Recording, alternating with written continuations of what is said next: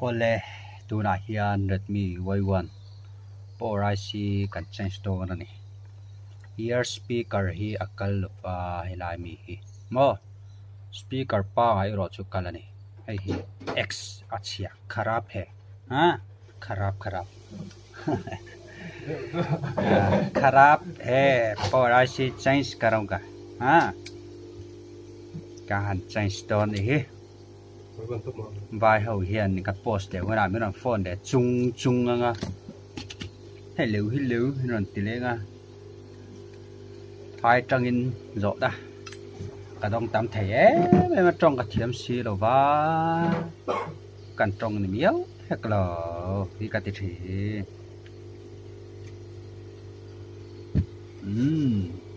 cần cho nàng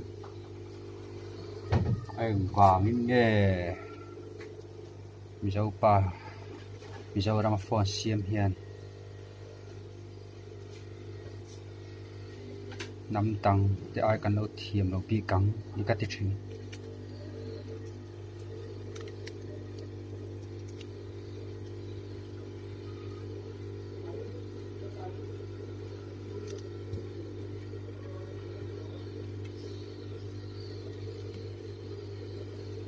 miu an ka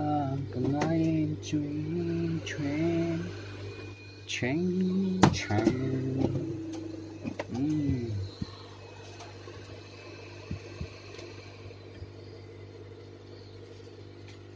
what the fuck yeah what shit that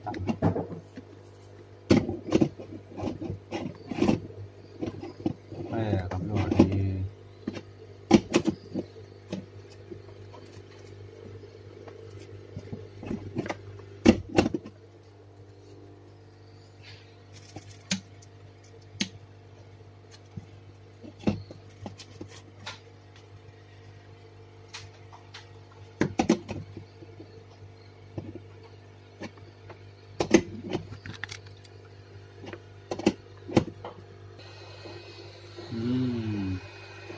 xin dòng lẻng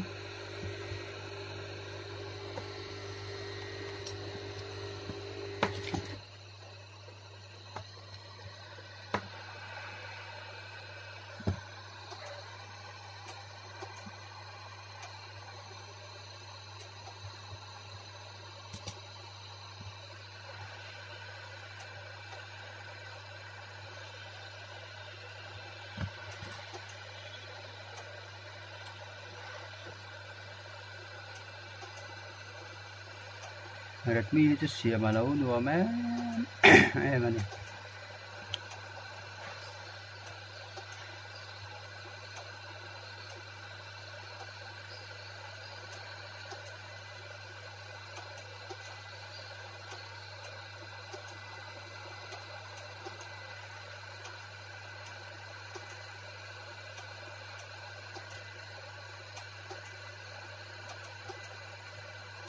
Mizoram hian ke ai thiam turanam lawang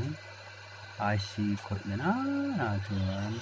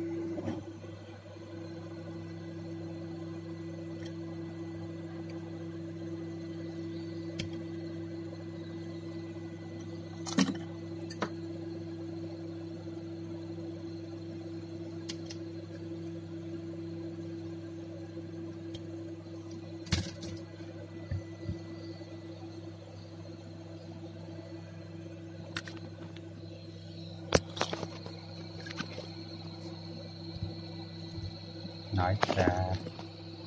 hypoxia.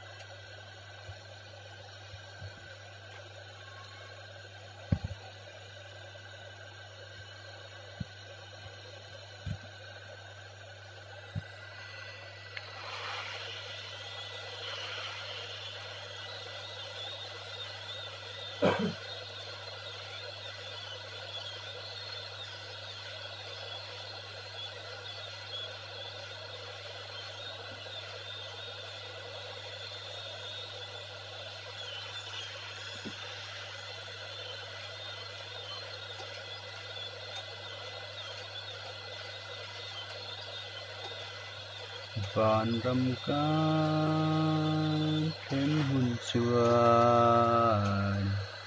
sun rau quý cho căn mô mi mi ma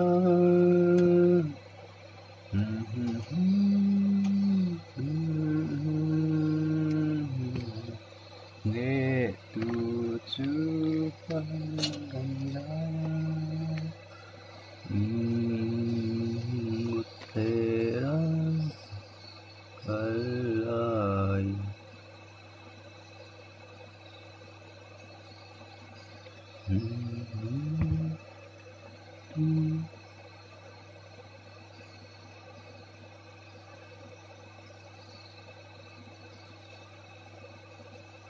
bọn xiêm tắm tắc khen in tiếng hi ăn thiếm về đầu anh ấy mà anh ấy phật nó nhiều xe à quay mấy mình ai sẽ track thiếm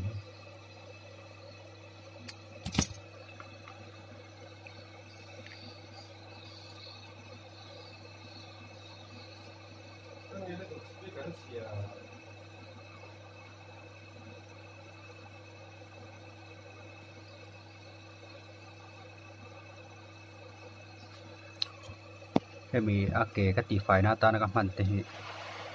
à tàu chi ngất anh ấy cầm hẳn ake hi à tỷ phải hát em mà track nữa mà nó nữa mà tỷ là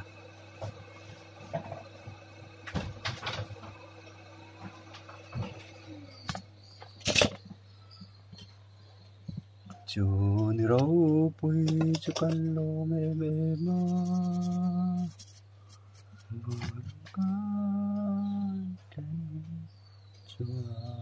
mù mò ê ai xì khăn hè lùi thật khăn của sắc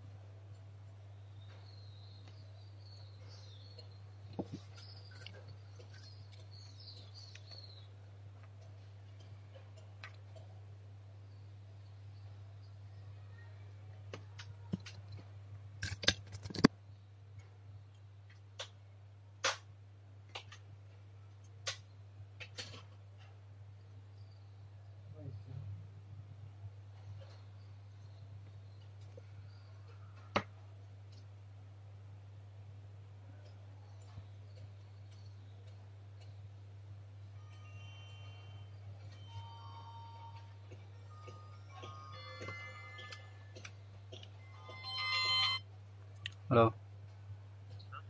à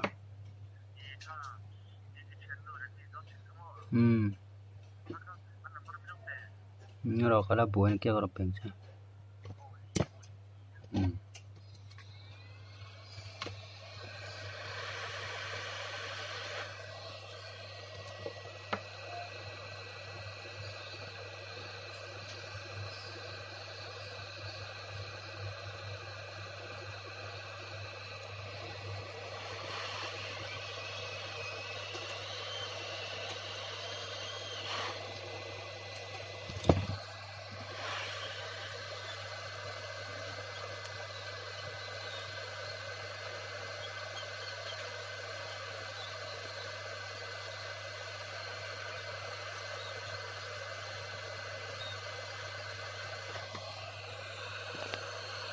yeah tu chu fucking gần ra còn đừng có kiếm ra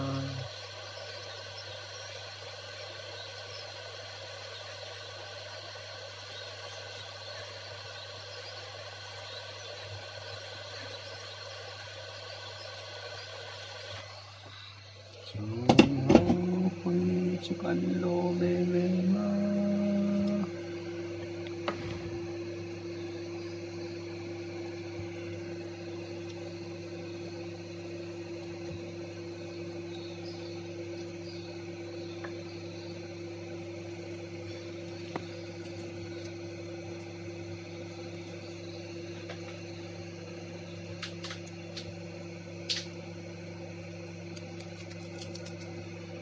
Oi, antes, eu explicar como é, né?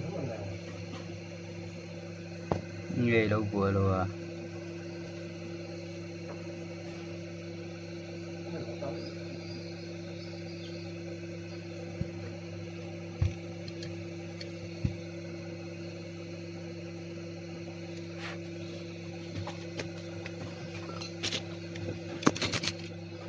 Dash, dash.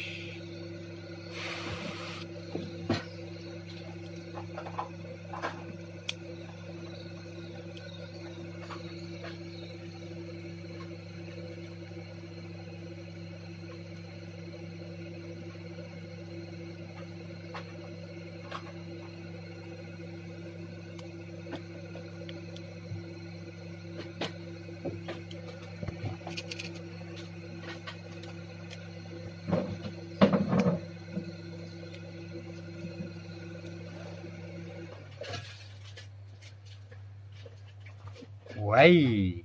anh sắc mơ à kan te sang hai em mai chiran lang ne mấy ni mơ ha ha ha thì har san hi lấy nè chú ni rau pui chỉ cần lô mê mê mơ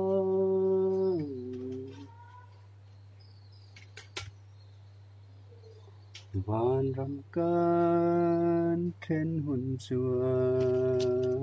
ni chu ni rau pui jing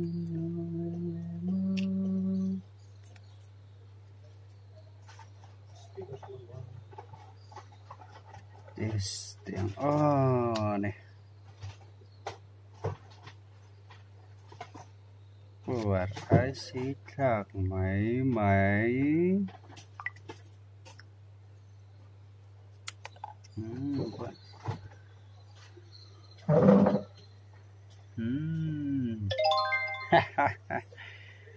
vẫn trúng thì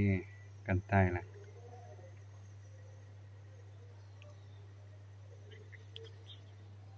chưa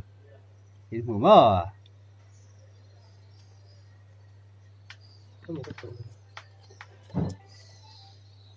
speaker tập cái lắm anh xem rồi đâu là ear speaker cái lâu nè bỏ ra xí à khăn nào nó thọc cái này trứng ngắt thì tao sẽ anh xem Vichy Tech Plus